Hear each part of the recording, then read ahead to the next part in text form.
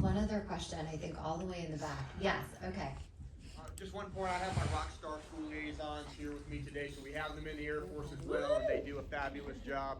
Back to the homeschool piece, just a tidbit. We don't know what the problem is because we don't know how to identify the families. So when they take the surveys, they put their names in different systems. They don't have to identify themselves as a homeschooler, so my SLOs don't know how many they even have at Robins Air Force Base, much less how they can go about building programs to support them. So some way to identify them would be helpful. Yeah, that's a great call out. Meredith, can I chime in there? Yes, of Hey, course. hey, real quick with the homeschooler stuff, and I'm actually a homeschool family as well, so this is near and dear to my heart, and I know Mike's all over this.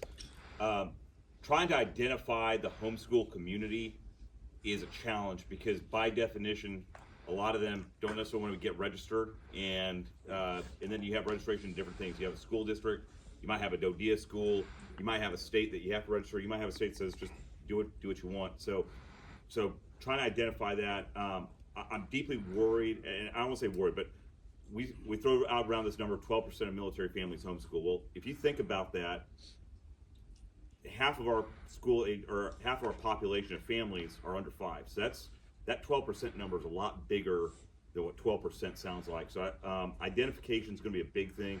I think the first thing it starts with is building a little bit of trust to where we're going to be good partners with homeschoolers and hear them out and work with their needs. Because I think right now there's some bases that have some fantastic practices. There's a few bases, I'm not going to lie, some feedback I've gotten is they're pretending like they don't even exist. But you go drive around housing, you see a whole pack of homeschoolers running around all day, so you know they're on installation. So I think as we start to build out feedback mechanisms and discussions, we're going to start to get a much better feel for how we identify homeschoolers and resource them appropriately. And I think to Patty's point, I think it starts on base. I think it starts at building those relationships. I don't think some massive DoD homeschool enterprise is going to solve this overnight at all.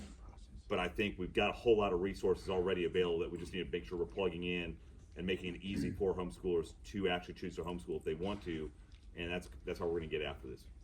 Yeah, I always say, if you build it, they will come. If it's good enough, we, at least the Spouse Network moves fast. We can communicate well, and we will pass around those resources. And it's one, it's a virtuous circle. One good thing begets another.